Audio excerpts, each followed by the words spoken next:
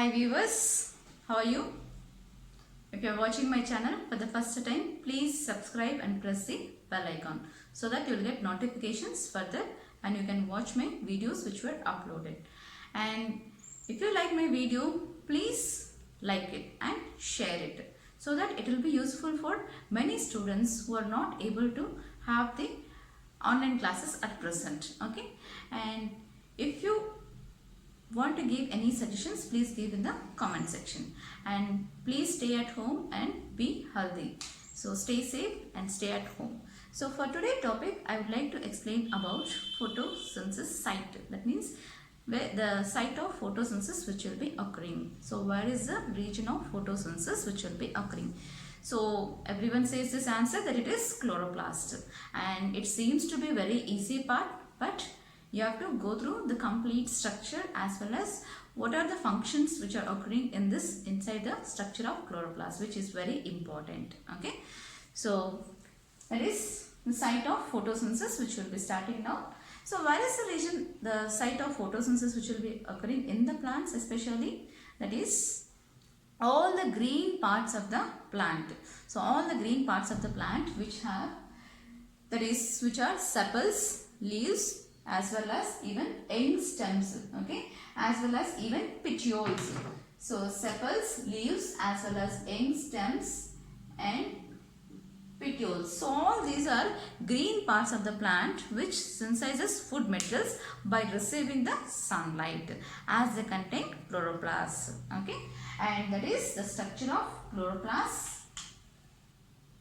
So which will be studying now the structure of chloroplast. Okay, so before going into study of structure of chloroplast, where are these chloroplasts arranged in a leaf internal structure?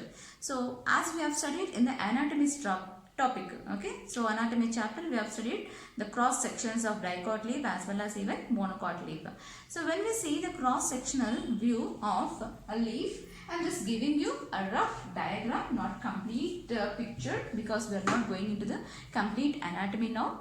So now when we see the transverse section of a leaf, okay, so when we see the cross section of a leaf, we can see the upper epidermis as well as below that a mesophyll tissue which consists of palisade parenchyma and spongy parenchyma, and in addition to that it is vascular bundle which will be present. Okay, so now where are these chloroplasts arranged and how these are arranged in the mesophyll tissue? So let's see the palisade parenchyma, in which these palisade parenchyma are cylindrical structures which are arranged compactly without any intercellular spaces. Okay, and now the chloroplasts which will be arranged linearly, okay, or parallelly along their wall lengths. Okay, I'll tell you the reason behind this, very important to note down. And next, in spongy parenchyma also chloroplasts are present, okay, and there is intercellular spaces which is present in between this spongy parenchyma, and you can see a very few number of chloroplasts in spongy parenchyma, that is compared to palisade parenchyma.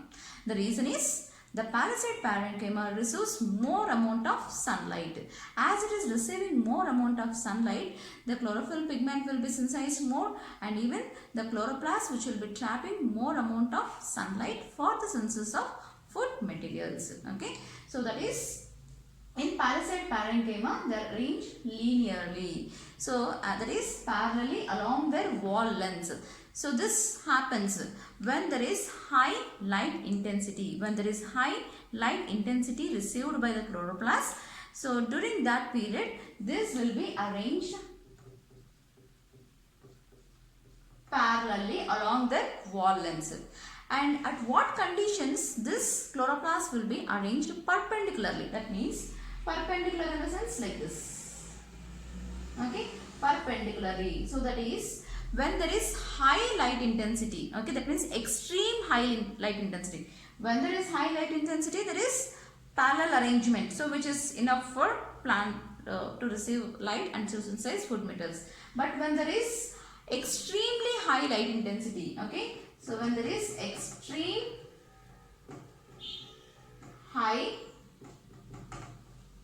light intensity as well as even under low intensity, low light intensity. So during that conditions, this will be arranged perpendicular.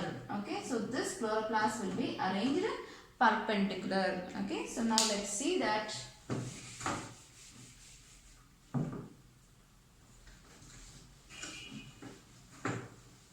Okay, so that is at high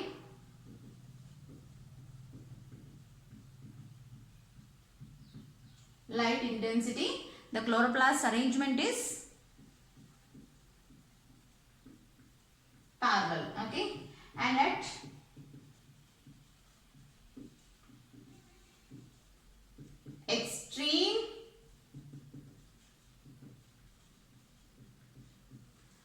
extreme high light intensity, so the chloroplast will be arranged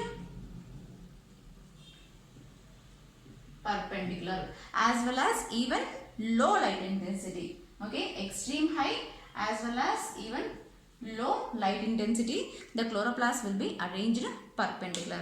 But when there is high light intensity, which is enough for the chloroplast, during that period it will be arranged parallelly in a linear manner along the wall lengths.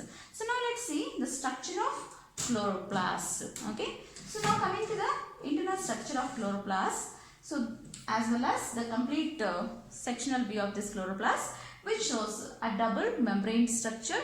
So this is with outer membrane and inner membrane, and in between outer and inner membrane periplastidial space is present. Okay, and now inside this, okay, there is presence of stroma as well as grana. Okay, so stroma is nothing but a matrix like structure which is present inside the chloroplast. Okay, and whereas grana is the one, this is grana. Okay, each one is one grana which contains a set of thylakoids. So each coin like structure which is present inside the grana, that means which is present in the grana, okay, that is called as thylakoid.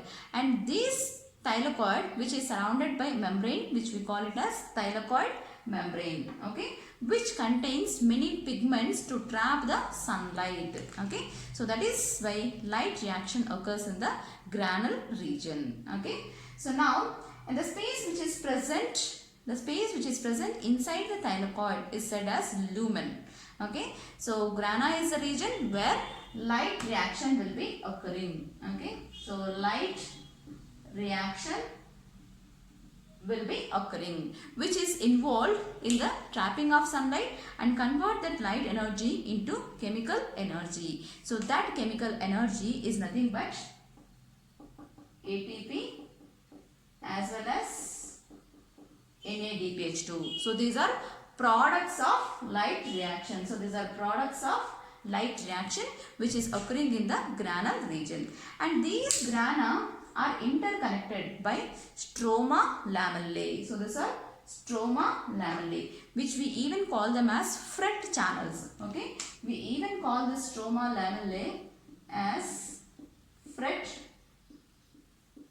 channels. Okay, and next coming to the stroma region. Stroma is the region which we said it as dark reaction will be occurring in the previous classes.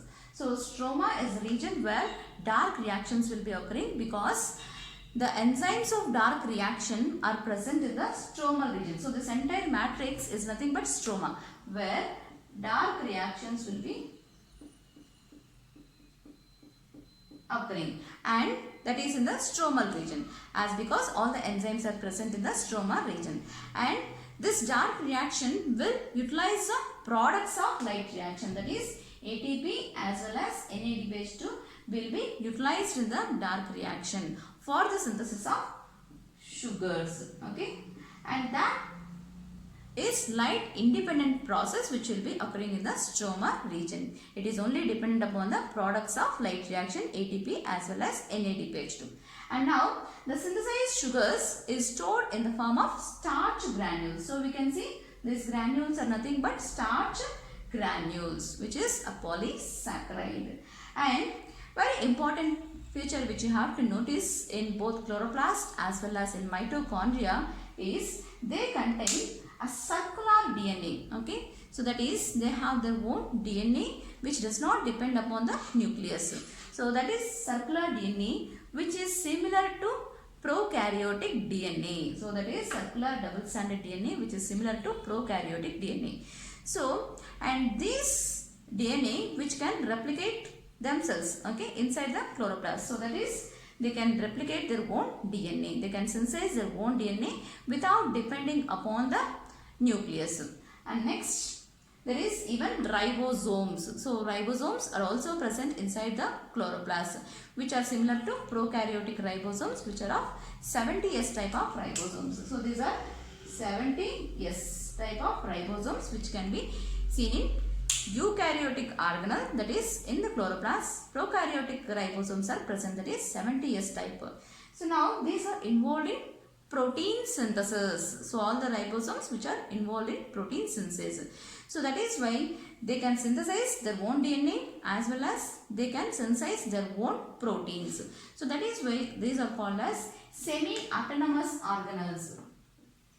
Semi-autonomous organelles. So that is chloroplast, even mitochondria is also considered as semi-autonomous organelles.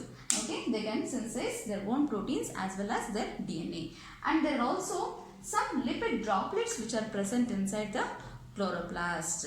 Okay, so in chloroplast, the main light reaction as well as dark reaction will be occurring. Light reaction in grana, dark reaction in stroma. And there is clear distribution of the work, that is we say it as there is clear division of labor can be seen inside the chloroplast. That is clear division of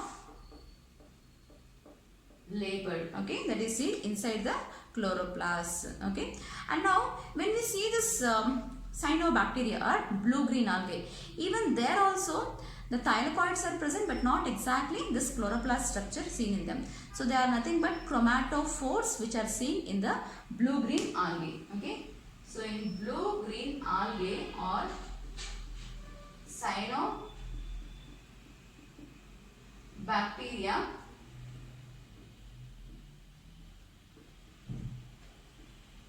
chromatophores. Okay, so chromatophores are present.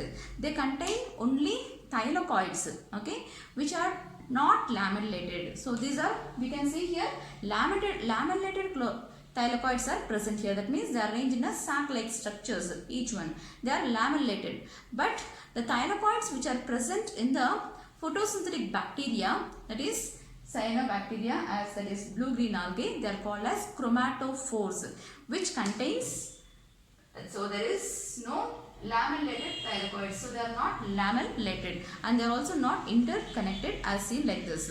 So these also contain pigments which trap the sunlight and help in synthesis of chlorophyll, in synthesis of food materials. So they also contain chlorophyll A as well as phycobilins, okay, that is phycocyanin and phycoerythrin, which help in the synthesis of food materials. So in the next session we will be studying about the pigments. Thank you. If you like my video, please share it.